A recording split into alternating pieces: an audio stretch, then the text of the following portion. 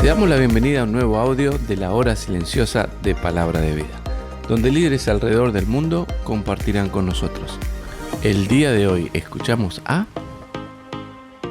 Queridos hermanos y hermanas, un gusto volver a saludarlos. Mi nombre es Nacho Ferro y desde acá, desde Buenos Aires, Argentina, tenemos el privilegio en el día de hoy de compartir la palabra. Nos toca Apocalipsis capítulo 2, versículos 12 al 17, en medio de los mensajes del Señor a las 7 iglesias. Hoy nos toca a la iglesia de Pérgamo. Y dice así la palabra, primero quiero dar lectura. Dice Apocalipsis capítulo 2, verso 12. Escribe al ángel de la iglesia en Pérgamo. El que tiene la espada aguda de 2 filos dice esto: yo conozco tus obras y dónde moras, donde está el trono de Satanás, pero retienes mi nombre y no has negado mi fe, ni aun en los días en que Antipas, mi testigo fiel, fue muerto entre vosotros, donde mora Satanás. Pero tengo unas pocas cosas contra ti, que tienes ahí a los que retienen la doctrina de Balaam, que enseñaba a Balac a poner tropiezo ante los hijos de Israel, a comer de cosas sacrificadas a los ídolos y a cometer fornicación. Y también tienes a los que retienen la doctrina de los nicolaitas, la que yo aborrezco. Por tanto, arrepiéntete, pues si no, vendré a ti pronto y pelearé contra ellos con la espada de mi boca. El que tiene oído, oiga lo que el Espíritu dice a las iglesias. Al que venciere, daré a comer del maná escondido, y le daré una piedrecita blanca, y en la piedrecita escrito un nombre nuevo, el cual ninguno conoce, sino aquel que lo recibe. Claro, los mensajes a las 7 iglesias son específicos para una iglesia en algún momento de la historia, pero con aplicación para nosotros en el día de hoy. Por eso algunas breves consideraciones del contexto y la ciudad de Pérgamo, pero también reflexiones para vos y para mí hoy. Primero, recordá que Pérgamo era una ciudad que tenía algunas características. Por ejemplo, de allí deriva la palabra que conocemos como pergamino. Era una iglesia, o mejor dicho, una ciudad, donde el uso del pergamino fue muy recurrente y muy común. Era una ciudad donde había biblioteca, donde había acceso a supuestas ciencias, pero había también una mezcla extraña en Pérgamo. Dice la escritura: donde está el trono de Satanás, donde mora Satanás. Pérgamo era una ciudad profundamente idólatra, una ciudad que incluso podríamos decir donde había más templo y más idolatría que en Éfeso, a pesar de que recordamos a Éfeso por las situaciones vividas por el apóstol Pablo. Allí, por ejemplo, estaba en Pérgamo la adoración a Zeus, la adoración a Dionisio, a Baco, a un dios con minúscula que se llamaba Esculapio. Era un ídolo, obviamente, donde se asociaba la medicina con la superstición, donde incluso había prácticas muy raras que podríamos considerar directamente satánicas. Por eso dice la escritura: yo conozco tus obras y dónde moras, donde está el trono de Satanás. Retienes mi nombre aún, verso 13, en los días en que Antipas, no sabemos mucho de Antipas, solo sabemos que el Señor lo recuerda como un testigo fiel, fue muerto. Fíjate, querido hermano o hermana, que la persecución para la iglesia allí en Pérgamo había llegado incluso a que algunos hermanos como Antipas sufrieran el martirio.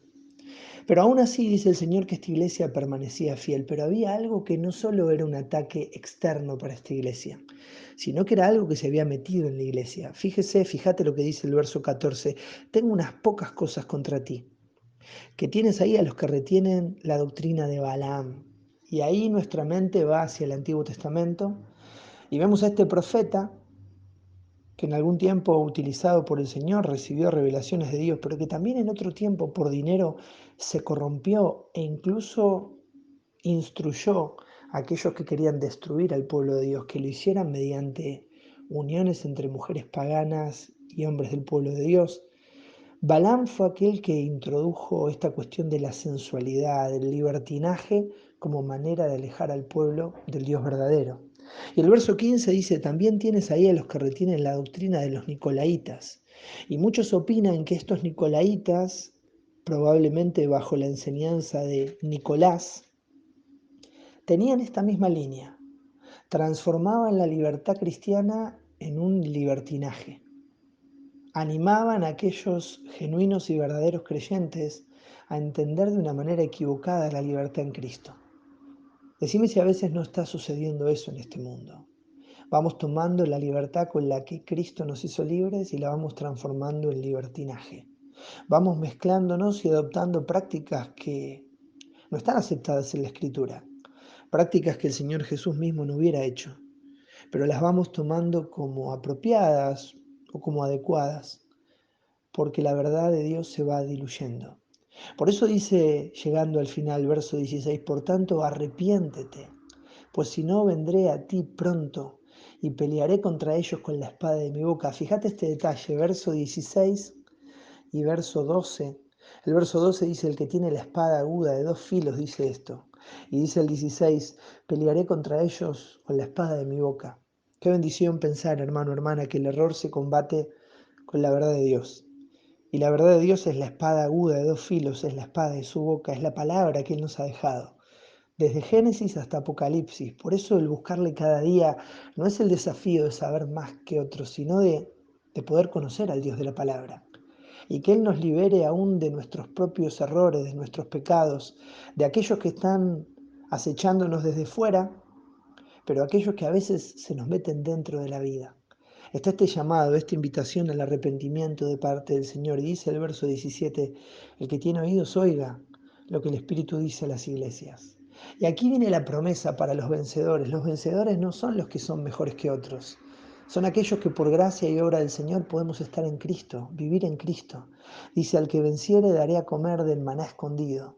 Y le daré una piedrecita blanca y en la piedrecita escrito un nombre nuevo, el cual ninguno conoce, sino aquel que lo recibe. Y este versículo hermoso para cerrar nos da a entender que al responder a este llamado al arrepentimiento, al volver a la relación íntima con el Señor, Él tiene estos detalles, estos regalos para nosotros. Primero tiene del maná escondido, porque en el Señor hay una satisfacción que nada ni nadie puede dar. Después tiene una piedrecita blanca. Muchos estudiosos debaten qué es esta piedrecita blanca, pero me encanta que algunos de ellos hablan de que esta piedrecita era muchas veces usada como la entrada o la invitación a un espectáculo. No solo hay un maná escondido, hay una piedrecita blanca, que es esta entrada libre y gratuita que podemos tener. Ya no venimos ante un trono de juicio, venimos al trono de la gracia. Y hay una piedrecita que no solo recibimos en Cristo, sino que tiene un nombre nuevo, el cual ninguno conoce, sino que el que lo recibe. Habla de una intimidad única y nueva en el Señor. En el Señor hay satisfacción, en el Señor hay una entrada libre, hay una intimidad personal e individual con cada uno de nosotros.